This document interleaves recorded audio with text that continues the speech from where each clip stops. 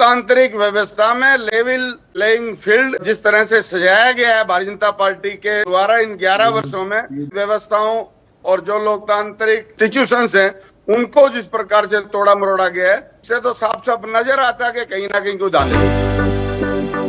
लोकतांत्रिक मूल्यों में लेवल प्लेइंग फील्ड तब होता था क्या, जब पूरे के पूरे बूथ ये लूट लिया करते थे कांग्रेसी।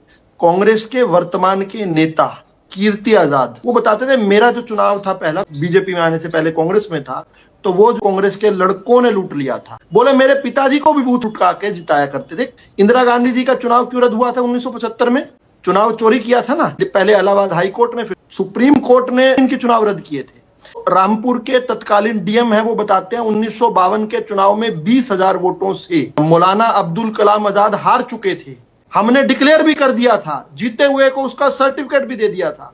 पंडित नेहरू जी का फोन गोविंद वल्लभ पंत जो उत्तर प्रदेश के मुख्यमंत्री थे उनके पास गया और उनको कहा अगर तुम्हें मुख्यमंत्री बने रहना है तो आजाद को जिताओ।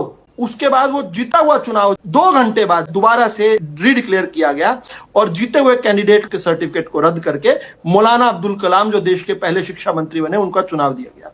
डॉक्टर अंबेडकर का चुनाव जो नॉर्थ मुंबई का था, 78,000 फर्जी वोट उसमें डाले गए। मैं नहीं कह रहा हूं, डॉक्टर अंबेडकर खुद अपनी जीवनी में लिखते हैं, और केवल 14,000 वोटों से वो हारे। वो डॉक्टर अंबेडकर जिनकी दिल्ली के अंदर जब मृत्यु हुई, उनका शव 4 घंटे में सांता क्रूज एयरपोर्ट पर आया। 4.5 लाख लोग उनको रिसीव करने आए थे।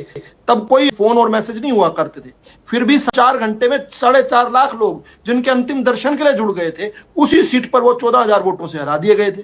तो वो लेवल प्लेइंग फील्ड था। जब ये नवीन चावला जैसों को, एमएस गिल जैसे लोगों को जब ये चुनाव आयुक्त अपनी मर्जी से बनाते थे, वो लेवल प्लेइंग ग्राउंड था। जब ये सुप्रीम कोर्ट के जज को निकालकर कांग्रेस का चुनाव लड़वा दिया करते थे, फिर चुनाव हारने के बाद उसको फिर जज बना दिया करते थे, फिर उसको राज्यसभा का सदस्य बना दिया करते थे, वो लेवल प्लेइंग ग्राउंड था।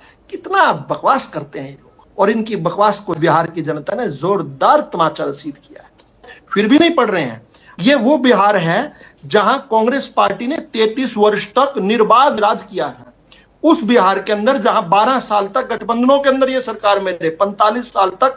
केवल यही नहीं, 1937 और 1946 के जो चुनाव हुए थे उसमें भी कांग्रेस जीती थी, अंग्रेजों के समय से जीतती आई है। मोहम्मद यूनिस और श्री कृष्ण और श्री बाबू इनके मुख्यमंत्री बनाए गए थे।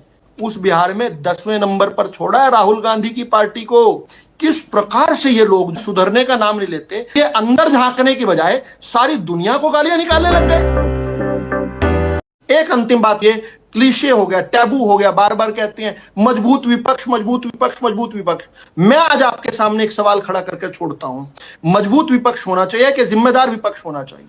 संविधान खतरे में आ गया, आरक्षण खतरे में आ गया, ये झूठ बोलकर ये 99 सीट ले आए, उस दिन से कितनी तबाही मचाई है। अगर गैर जिम्मेदार विपक्ष हो और वो मजबूत हो जाए गलती से, तो कितना नुकसान कर सकता है पता है आपको? देश की पार्लियामेंट को स्टॉल करके रखा गया एसआईआर के विषय पर। ये मजबूत विपक्ष के नाम पर जब डोनाल्ड ट्रंप कहे डेड इकोनॉमी, हिंदुस्तान में राहुल गांधी कहे हाँ डेड इकोनॉमी, सबसे तेज बढ़ती इकोनॉमी को, हिंदुस्तान ऑपरेशन सिंदूर में पाकिस्तान के परखच्चे उड़ा दे और राहुल गांधी संसद में पूछे कितने रफाल गिरे थे। ऐसा मजबूत विपक्ष चाहिए।